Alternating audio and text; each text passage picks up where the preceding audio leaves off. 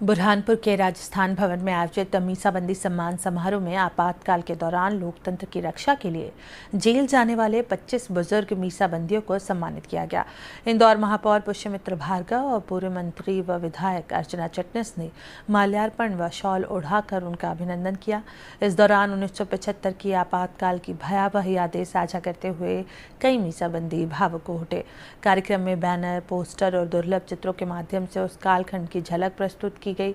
वक्ताओं ने मीसाबंदियों के साहस की सराहना करते हुए तत्कालीन कांग्रेस सरकार की आलोचना की। यह आयोजन नई पीढ़ी को लोकतंत्र की कीमत समझाने का संदेश भी बना।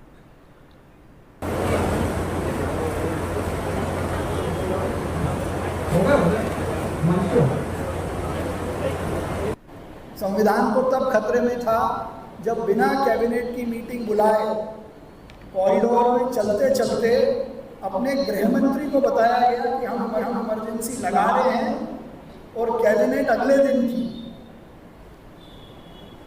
और गृह मंत्री ने शाह कमीशन में ये कहा कि देश भर से हमको कोई ऐसी रिपोर्ट नहीं मिली कि देश में आंतरिक स्थिति खराब। ये सब बातें मुझे और मेरी बात की पीढ़ी को पता रहे, इसलिए आज का दिन जो 50 साल इस देश में हजारों लाखों लोगों को बिना नोटिस, बिना वारंट के जेल में ठूसा गया, उनके बलिदान और त्याग को याद करने का दिन है। उनको याद करते हुए हम इस बात का भी संकल्प लेते हैं कि भारत का संविधान दुनिया का सबसे सशक्त संविधान बना रहे। इसको लेकर हम सब दृढ़ संकल्पित हैं और वो मजबूत संविधान बन रहा है। इसके भी कई सारे उदाहरण पिछले 11 साल में इस देश में देखे, चाहे वो एक देश एक चुनाव का विषय हो, चाहे वो एक देश एक टैक्स का विषय हो, चाहे वो आपसी भेदभाव मिटाकर समाज के अंतिम पंक्ति के आदमी को उसके अधिकार दिलाकर मुख्य धारा में लाने के हो। सर्वप्रथम तो जो है, मेरी तो शादी के 3 महीने बाद ही मैं जेल में चला गया था। 26 जून को मुझे जेल में डाला गया और जो है 26 जून 1975 को और 19 फरवरी 1977 को मुझे जेल से छोड़ा गया था।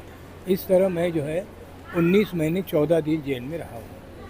उस दरम्यान जो है जितनी भी कठिनाई जेल के अंदर हो सकती है, क्योंकि जेल जो थी वो जेल कहने के बजाय वह एक प्रकार से जो है लोगों को परेशान करने की एक जगह बना दी गई थी। खाना जो बनता था तो खाने में कद्दू की सब्ज़ी जो है पूरे 2 साल तक खिलाई हमको। उसके बाद रोटी जो है उसको जितनी बार पटको आप ज़मीन के ऊपर उतनी बार जो है उसके अंदर राख निकलती थी। उसके बाद में जो है दाल जो है तो वो हल्दी का पानी होता था, जिससे आपको दाल समझे आप उसको। उसके बाद कभी भी आके हमारी जो है बिस्तर को चेक किया जाता था। उसके बाद कभी कभी जो है जीप में LMG लगा के और पूरे जो है जेल के अंदर घूमते थे। ये तो हो गया खाने का। उसके बाद कभी भी कानून ऐसा था कि पिताजी और पत्नी को छोड़ के कोई मिल नहीं सकता था, भाई बहन वगैरह कोई मिल नहीं सकता था। 26 दिन को हमारे घर आए और सामान वामान देखा उन्होंने आपातकाल के समय में कि इनके घर में क्या RSS का काम करते हैं ये, तो इनके घर में क्या है क्या नहीं, तो सब ताला तोड़ के मेरा घर वो ढूंढा उन्होंने। उनको कुछ किताबें मिली होंगी इसके RSS की, बाकी कुछ मिला नहीं। लेकिन मेरे खंडवा के दोस्त थे, उन्होंने बोला था कि भाई ये लोग ज़बरदस्ती अपने को ले जा रहे हैं, तो आप जल्दी उनको मिलना नहीं है, आप ये रहना, अंदर से काम करना है अपने को, बाहर से नहीं है, इसलिए आप जल्दी इनके हाथ में नहीं आना है। मैं उस समय में BA की परीक्षा, BA फाइनल में था मैं कॉलेज में। मेरा एक विषय रह गया था पेपर, वो पेपर भी उन्होंने रहने दिया और उन्होंने मेरे को खंडवा जेल में। बहुत बुरा समय था मेरे को। ताप्ती मिल में मैं काम कर रहा था और उस समय में पुलिस गेट पर आई और मेरे को पकड़ के थाने में लेकर गए।